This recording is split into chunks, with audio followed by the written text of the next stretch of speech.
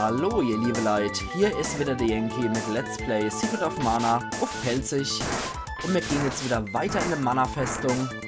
Uiuiuiui, hier geht's ja richtig ab. Wären es keine Terminatoren, würde ich sagen, hier geht's ja ab wie Rambo.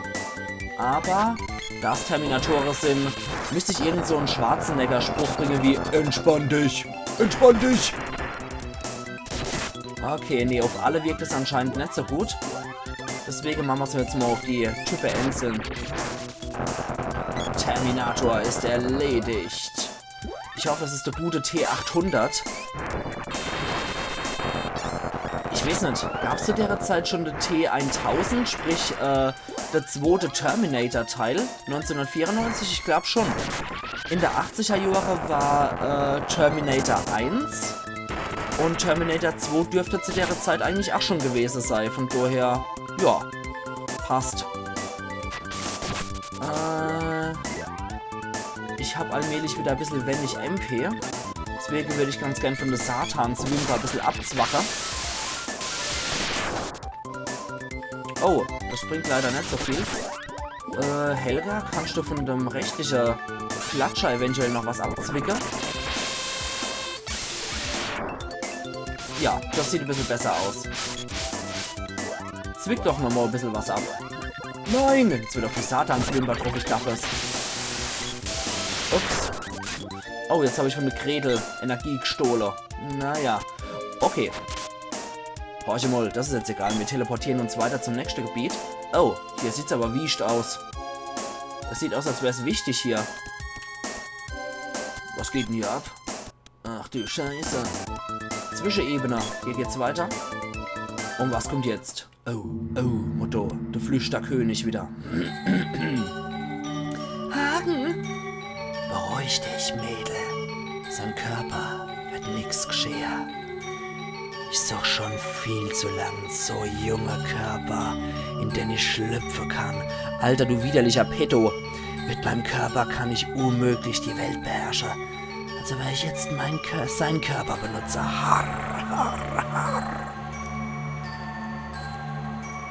Und jetzt, liebe Freunde, jetzt werde ich die Mana-Festung erobern und die Welt regieren. Igitt. Hagen, nein, werde ich doch. Die Schnutschlarre. Du freches kleines Mädel, gib mal sofort den Körper zurück. Du Biest. Okay, lebt der eigentlich auch oder wird er die ganze Zeit nur so als Blutbeutel rumgeschleppt? Hagen, bist du's?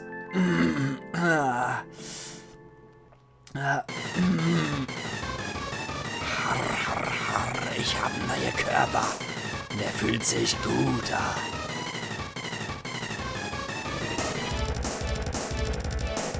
Tantalus, nee, das darfst du nicht. Die Gosh, du hysterische Gretel. Ich kann mich nicht. Gretel, herrscht mich. Ich bin's, der Hagen. Ich bin auch immer in meinem Körper, aber Tantalus ist stärker.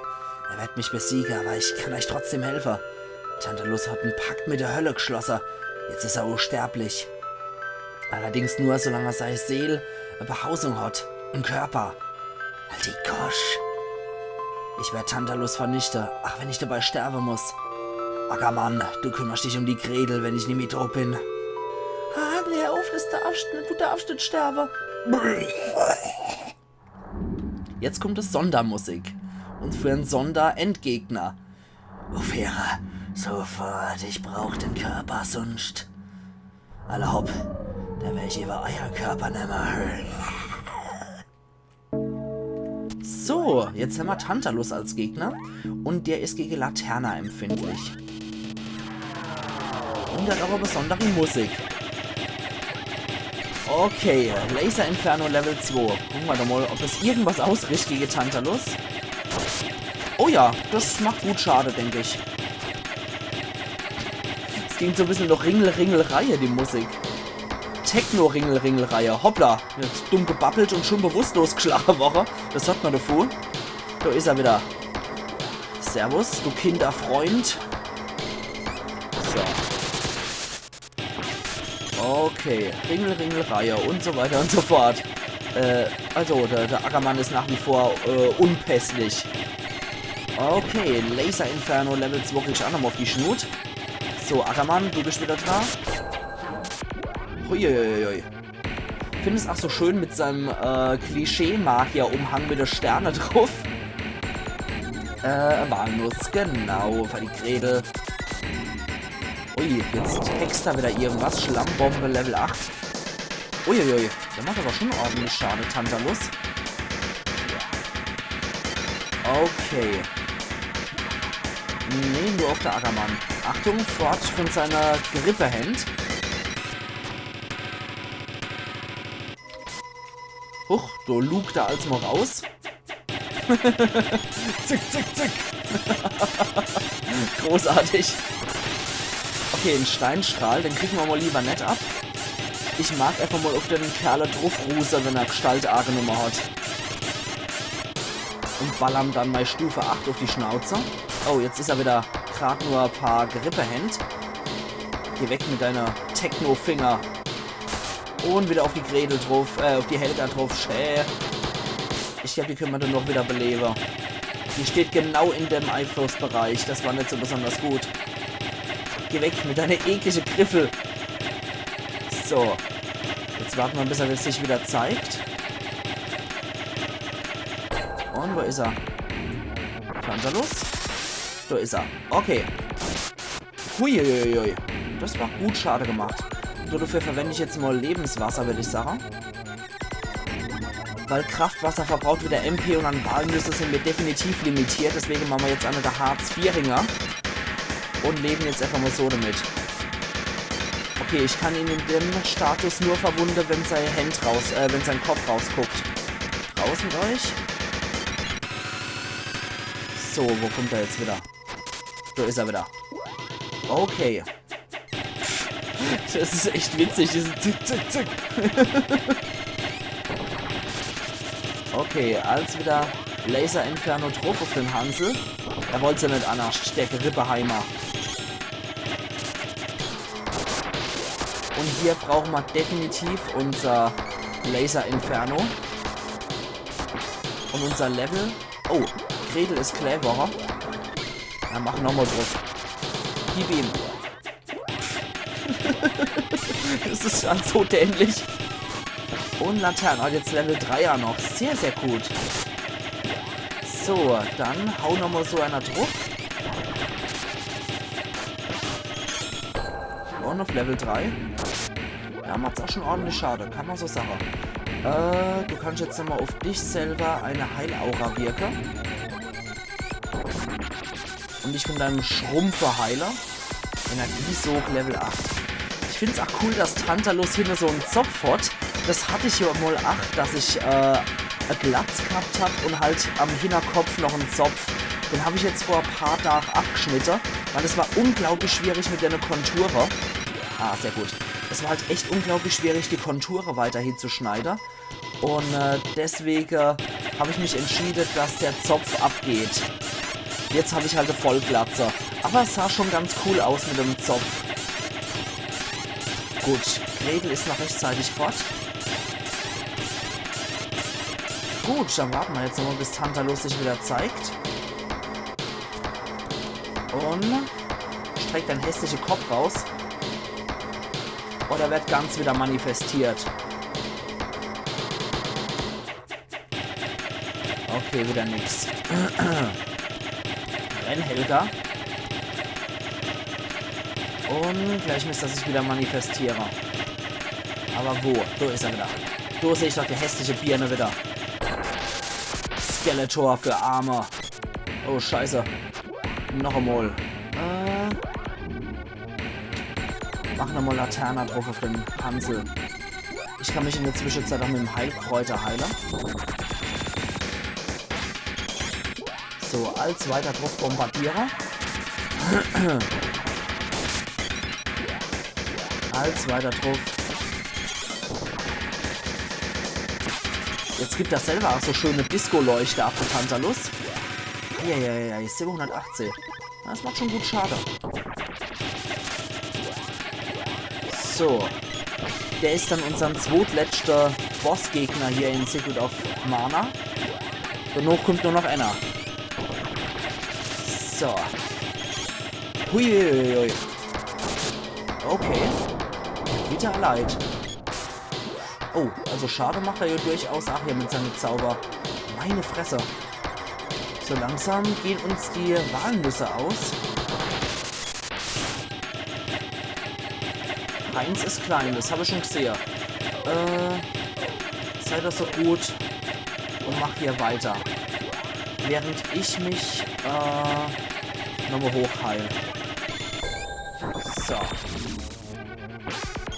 Okay. Weiter geht's. Als weiter gegen Tantalus. Okay, die lassen wir jetzt noch ein bisschen rumhampeln.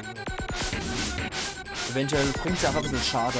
Anscheinend nicht. Mist, Zaubersprache, gerade auf sie. Okay, Gretel. Ah, du kannst trotzdem zaubern. Sie ist anscheinend ausgewichen. Sehr cool.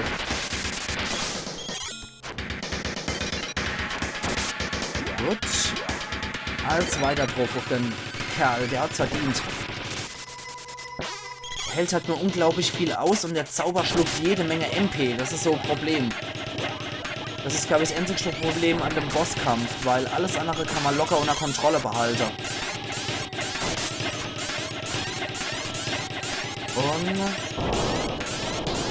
so. Jetzt kommt wieder die Phase mit seiner hässlichen Hand. Ja, sehr clever. Sehr, sehr clever. Gut, schon die wird immer weiter bewusstlos geschlagen. Sehr schön. Okay, du bist eine hässliche Birne, aber das bringt uns jetzt auch nicht mehr weiter. Alter Falter. Das war ziemlich unnütz.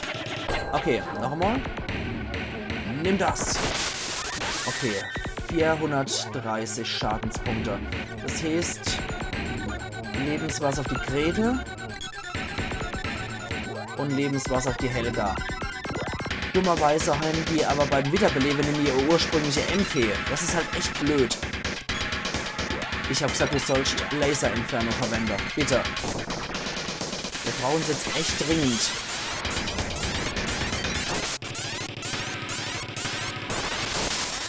Okay, wieder ein bisschen was an Schade gemacht. Boah, jetzt mach ihn fertig. Mach ihn fertig.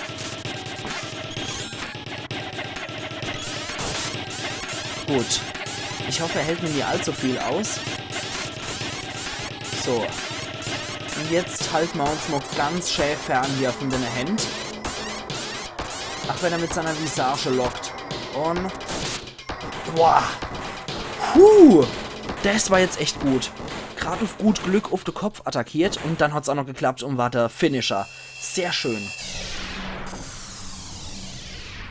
Sehr gut. Wow. Harzingers Mana-Zauber funktioniert wieder. Ja, Tantalus hat sie verflucht. Und ja, jetzt funktioniert er wieder. Oh.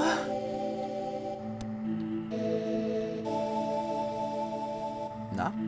Hagen. Ja, wer hätte es gedacht, der arme Kerl hat sich jetzt für uns geopfert. Und dafür konnten wir Tantalus endlich besiegen, der mächtigste Diener der Hölle. Gretel. Und wie schaut's aus? Oh. Was zum... Schnell raus hier! Oh. Was ist denn los? Alles okay. Wir müssen hier raus, sofort. Ja, das sieht so aus, ja. Aber wir können hier nichts Großartiges mehr machen. Wie sieht's mit unserer MP aus? Die sehen bescheiden aus. Mana Yin. Und Mana Yang. Damit können wir jetzt das Mana-Schwert wiederherstellen. So, dasselbe bei dir. Und Mana Yin und Yang ist drauf. Jetzt habe ich's. Und Wadusch. Sehr schön. Mana-Schwert reaktiviert. Genau das brauche ich. Ich muss jetzt gerade auch mal gucken. Ja, tatsächlich, Stufe 8 ist das Höchste, was erreichbar ist. Okay, jetzt haben wir das richtige, originale Mana-Schwert. Und jetzt können wir uns nach dem stellen, was hier kommt. Der Mana-Drache. Das ist doch Lufti. Lufti? Nee, aber es sieht uns sehr ähnlich. Schnell, der Drache ist im Begriff, die Welt zu zerstören. Bring ihn um. Umbringen? Ich kann den Mana-Drache nicht umbringen, nee. Er versucht nur Mana zu retten. Und außerdem, wenn der Drache stirbt, dann wirst du auch sterben. Helga, warum? Weil ich all ihr Mana-Kraft brauche, um den Mana-Drache zu töten. Blödsinn. Kobolde können gar nicht sterben. Außerdem habe ich mehr Mana als du denkst. So schnell sterbe ich schon nicht. Aber wenn du jetzt noch länger wartest, dann hat der Mana-Drache alles zerstört. Die BM, die Tiere und die Menschen. Also, worauf wartest du noch? Du hast das Mana-Schwert. Du musst die Welt retten. Dir bleibt keine Wahl. Du hast seiner Mama einen Mana-Baum versprochen. Kümmere dich nicht um mich. Na gut, aber ich habe Angst. Ach, wer hat es nicht?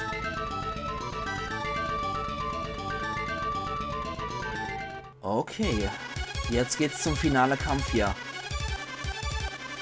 Puh, nimm's Schwert. Gretel und ich werden mit unserem Mana-Zauber das heilige Mana-Schwert reaktivieren. Ist schon gemacht. Die Musik ist auch sehr geil. So, wo ist er dann? Mana-Drache. Da fliegt er. Okay.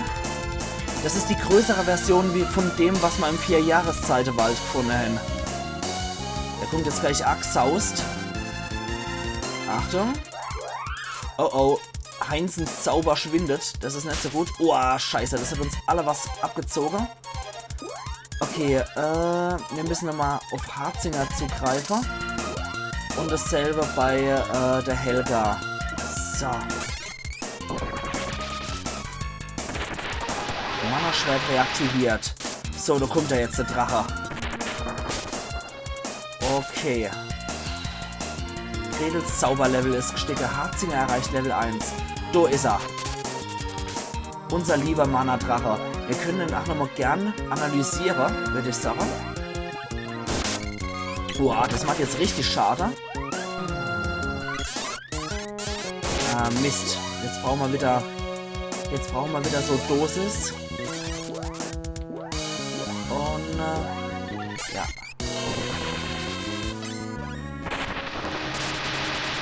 Okay, los geht's. Komm schon. Wow. Ich fetze jetzt aber auch nochmal richtig rein hier gerade. Okay, so. Ihr braucht dringendst Heilung, Mädels. Du heilst dich jetzt mal ganz dringend selber mit Schokolade. Und du, Gretel, du heilst dich auf jeden Fall mit Honig. Nur das Mana-Schwert macht hier richtig schade bei dem Drache. So. Mana-Drache ist erledigt. Ui, da kommt er wieder vorbei. Schöner Drache. Wirklich ein schöner Drache. Ich finde es auch ein schön gemachter Kampf. Die letzte Walnuss. Mach was draus, Gretel. Es helfen sowieso keine andere Zauber gegen den Mana-Drache. Es hilft wirklich nur das. Und deswegen kann ich jetzt getrost Sache. Ich heile in der Runde jetzt nur noch. Und gerade wenn jetzt wieder die Feuerspirale kommt und dann machen wir auch nur noch Mana Energie drauf. Gretels Zauberlevel ist gestiegen. Frost erreicht Level 7. Sehr geil. Okay, ich halte mich in der Mitte auf. Und ja, wir werden leider auch getroffen. Okay, jetzt kommt er gleich wieder arg saust. Er hat ja auch so Spieledynamik, die berechenbar ist. Deswegen machen wir jetzt nochmal Heilung. Und ich hoffe, wir sind dann geschützt. Sieht ein bisschen strubbelig aus, der Mana-Drache. Okay, jetzt ist wieder euer Auftritt, Mädels. Ihr macht nochmal hier auf der Ackermann drauf. Und Genau, die Yang-Klinge brauche ich jetzt nochmal. Ich mache an Waffe-Level, was möglich ist. Weil er bleibt nicht besonders lang hier. So. Laser Inferno auf Level 8. Das macht auch schon ordentlich Schade. Boah, Laser Inferno auf Level 8 geht auch auf mich. Und hopp, hopp, hopp. So, sehr schön. Aber ich glaube, ich mache mehr Schade, wenn ich einfach stinknormal mit dem Mana-Schwert drauf schlag, statt aufzuladen. Scheiße, Heinzens Zauber schwinden wieder. Weil nur das Mana-Schwert verursacht wirklich hier Schade bei dem. Alles andere ist so Pillepaller. Mana-Schwert ist wieder reaktiviert. Ah, Mist. Bisschen zu spät. Scheiße, da habe ich jetzt keinen Schaden mehr machen können. Okay, dasselbe Spiel wieder. Ist auch nicht besonders schwer gegen den Mana-Drache, muss man sagen. Wenn man seine Spieldynamik verstanden hat, dann muss man halt nur schnell reagieren, wenn er vor einem ist. So. Jetzt kommt das wieder. Und leider hält es nicht so lang mit dem Mana-Schwert, weil Harzinger bei beide relativ low-level ist. Bei der Gretel ist er halt auf Level 1 und bei unserer Helga ist er leider auf Level 0. Von daher wirkt Harzinger auch nicht so lang mit dem Mana-Schwert. So, jetzt können wir nochmal heilen, damit wir die Schnut nicht abkriegen. Und jetzt fangen wir gleich wieder an, nach der Heilung, wir sind nicht verwundet worden, fangen wir gleich wieder an mit Harzinger, Mana-Schwert, reaktiviere. Und ich muss nichts aufladen. Ich glaube, es ist wirklich einfach effektiver, wenn ich die ganze Zeit wirklich einfach nur stinknormal drauf schmetter. So, komm schon, Mana-Schwert ist reaktiviert. Und jetzt hat. Ja, das gibt schon ordentlich. So kann ich richtig Schade reißen beim Mana-Drache. Okay. Aber die kurze Zeit mache ich halt wirklich möglichst maximal Schade. Solange wie der Zauber halt hält. Und gut, das war's jetzt wieder. Mehr konnte ich auch nicht machen. Ein bisschen habe ich noch erwischt. Denn die Breitseite konnte ich noch geben. Okay. Gut. Wie gesagt, besonders schwierig ist es nicht. Ist halt immer selber. Aber ich finde die Musik sehr schön beim Mana-Drache. Und, komm schon. Puh. Nee, das hat nichts gebraucht. Aller Hopf. So, das wird heute eine längere Episode. Ich werde auch Secret of Mana heute mit einer Extended-Episode sozusagen abschließen. Damit wir... Oh, das war etwas zu früh mit der Heilung. Egal. Damit wir heute mit einer langen Episode abschließen können, ist, glaube ich, auch nicht verkehrt. Da hat es nochmal was richtig Schönes. Mana-Festung zum Schluss. Tantalus und Mana-Drache und nochmal zum Schluss der Abspann von dem ganzen Outro. Okay, Mana-Schwert reaktiviert, genau passend wieder. Ich denke, wir haben nachher ein richtig gutes Level für den Bosskampf. Und jetzt fängt er wieder an zu zaubern. Okay, sei ihm gestattet, solange er die ganze Zeit nur auf der Ackermann drauf geht. Ui, das war etwas mehr, als ich gewollt habe. Sehr schön, ich hab ihn. Mana-Drache ist erledigt. In der Tat, er ist am Platze. Oh, jetzt schrumpft er und ja, geht auch in die Breite, aber nimmt sehr ab.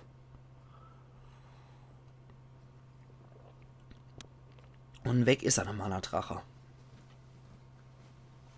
Ob endgültig getötet oder nur verbannt, wer weiß das schon.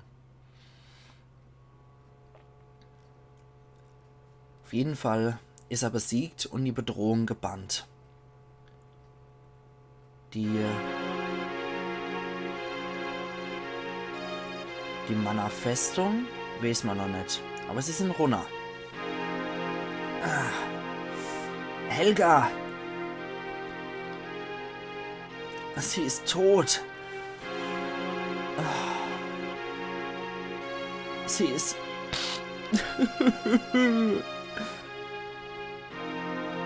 Helga! Ah, halten nur leider dort nicht so viel aus, die Kobolde, wie sie gesagt hat. Helga, bitte komm zurück.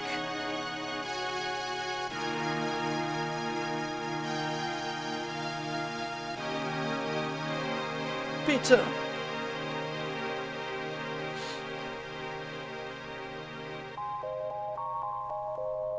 Erst Hagen, jetzt Helga.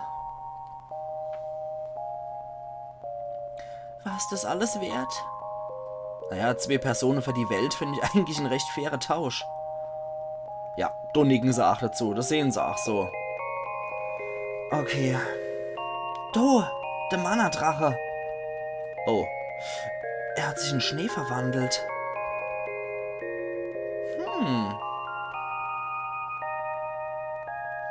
Das war dann wohl das Weiße, in was er sich da verdrückt hat. Und damit endet Let's Play Secret of Mana auf Pelzig, ihr liebe Leid. Ja, jetzt lasse ich noch der Abspann soweit laufen. Meine Bilanz zu dem Spiel. Es gibt so Momente, die äußerst frustrieren, wie man mal wirklich so festgehalten wird auf einem Platz und man kriegt Attacke noch der Arena hergeschmettert und ist dann locker tot. Also beim Kampfsystem könnte man teilweise echt verzweifeln. Es ist manchmal wirklich richtig übel. So, jetzt gehen sie noch nach Nordstadt zu der Rebella. Die Sarah, ihr 2 Handlanger und die Maria, die sie noch dabei haben. Ja. Aber ansonsten finde ich, abseits von diesem Kampfsystem, was extrem übel ist, jetzt geht's noch Tasnica zum Viktor, zum Kampfgefährte von seinem Vater, ach ja, und ja, abgesehen von diesem Kampfsystem, was zur Verzweiflung bringt, finde ich, es ist ja bisher das älteste Spiel, was ich gespielt habe, von 1993 oder 94, also wirklich schon ein richtig altes Spiel. Noch heutige Standard. Und dafür muss ich aber auch sagen, es hat eine sehr schöne Story. Es hat eine sehr liebevolle Story. Hat schon fast was Märchenhaftes. Die Diebe gehen zum Seher Luna. Und der hockt da und kräht fröhlich vor sich hier. Auf dem Sandschiff fährt der Captain Ostro auch wieder. Und der ehemalige Sklave ist jetzt anscheinend der Steuermann. Also für mich nach wie vor ein Spiel meiner Kindheit, was eine wunderschöne Geschichte erzählt, muss ich ehrlich sagen, ein sehr schönes Spiel, was auch wirklich viel zu bieten hat und jetzt lassen sie sich vom Weihnachtsmann bescheren. Ach ja, es war mir eine Freude, es zu spielen, auch wenn ich zwischenzeitlich einfach mal ein paar Brüller hab loslassen müssen und wirklich teilweise verzweifelt bin. Trotz allem, wunderschönes Spiel. Mit einer sehr schönen Geschichte, in einer sehr schönen Umgebung. Und jetzt werden noch im Pilzdorf, im Trüffeldorf nochmal König Pfifferling und seine Konsorte gegessen zum Schluss. Ach ja, Pfifferlinge, ich liebe Pfifferlinge. Wie dem auch sei. Mir persönlich hat es sehr viel Spaß gemacht. Und ich kann mich echt nur bedanken dafür, dass ihr mit mir den Weg gegangen seid und dieses Märchen Secret of Mana Seiken Densetsu 2 mit mir gegangen seid. Es wird im Anschluss an Secret of Mana ein neues Let's Play für das Super Nintendo von mir wieder rauskommen. Und zwar auf Wunsch hier werde ich erstmalig, das wird ein blindes Let's Play sein, erstmalig Let's Play Chrono Trigger auf Pelzig machen. Ach, die Hexe Tura. Die gibt's auch noch. Sehr schön. Ja. Wie dem auch sei, das nächste Let's Play für das Super Nintendo von mir wird sei Let's Play Chrono Trigger auf Pelzig. Es wurde mir angepriesen und ich sollte das doch unbedingt machen. Wenn ich Terranigma lieb, dann würde ich doch bestimmt auch Chrono Trigger lieben und die Kanoni-Brüder sind auch allesamt zufrieden. Deswegen bin ich mal auf den Wunsch eingegangen und werde Chrono Trigger blind Let's Player. Worauf ich mich eigentlich auch schon sehr freue, weil, ja, das sind dann, der Berti natürlich, weil das sind dann so Erstmomente, wenn ich sowas natürlich das erste Mal spiele, klar. Teilweise muss ich dann wahrscheinlich um Hilfe bitten, wenn ich mal nicht weiter weiß. Aber es freut mich immer wieder, dass ich so eine kleine Super Nintendo Klassik-Ecke hier in meinem Kanal eingerichtet habe, dass man immer mal wieder so alte Klassiker spielen kann. Und ich denke noch, Chrono Trigger werde ich wahrscheinlich, der Wucherkater, wieder der Raffi, da werde ich mich wahrscheinlich dann an Illusion of Time dran machen als nächstes, als übernächstes Projekt. Weil Illusion of Time kann auch etwas, wie Secret of Mana kann Illusion of Time manchmal auch etwas frustrieren, aber es hat auch einfach eine wunderschöne und auch vor allem für Super Nintendo selten eine sehr ernste Geschichte zu erzählen, weswegen ich mich auch sehr auf Illusion of Time dann freuen werde. Aber das nächste wird nur was Blindes sein. Ich bin sehr gespannt, was mir das Spiel geben wird. Und in Pandoria wieder zurück, die Heidi lebt. Und der alte Papa von der Gretel ist auch noch da. Und als nächstes geht's wahrscheinlich ins Quelldorf zum Schluss für der Ackermann. Weil Pandoria ist so sozusagen die Nachbarstadt zum Quelldorf. Das heißt, zum Schluss wird der Ackermann hoffentlich wieder aufgenommen im Quelldorf. Wobei ich sagen muss, nachdem die mich so verstoßen hätten, wäre ich wahrscheinlich nie mehr zurückkehrt, um da nochmal die Molly zu machen. Also, ich weiß nicht. Das ist schon etwas heftig zum Mitglied aus der eigenen Dorfgemeinschaft zu sagen, verzieh dich, du bringst Unglück. So. Aber die Gretel bleibt in Pandoria. Jetzt besuchen wir noch den Wassertempel bei der gute Aquaria, die einzige Priesterin ist, die es in so einem Tempel gegeben hat. Ansonsten haben wir hier nur einmal der Kobold-Älteste gefunden, der Windtempel bewacht hat.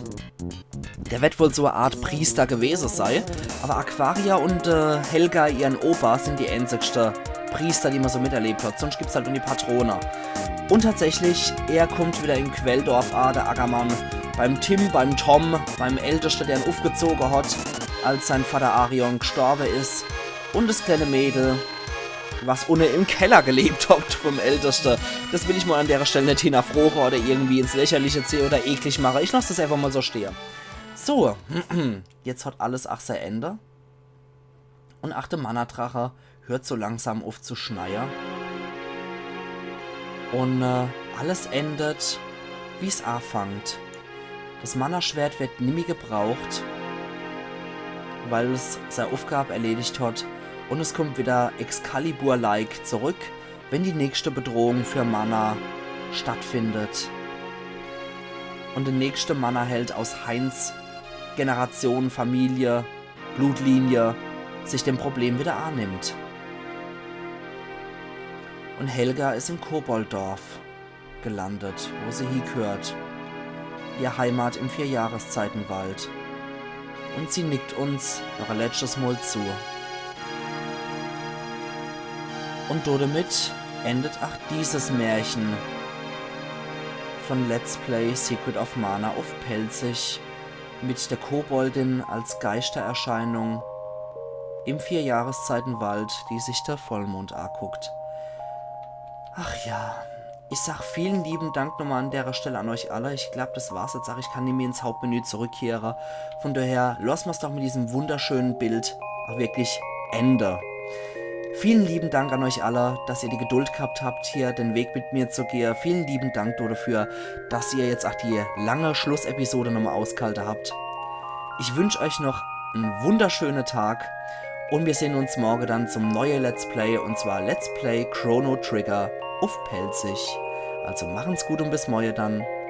Euer Yankee.